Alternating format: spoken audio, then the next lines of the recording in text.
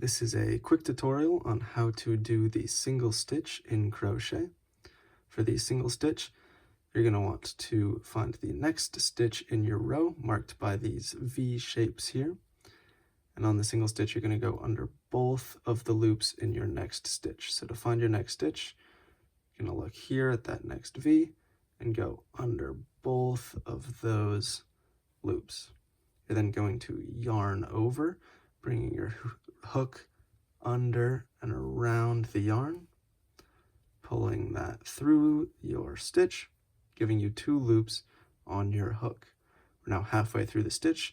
We just need to yarn over again, bringing our hook under and around the yarn, hooking it there, and pulling through.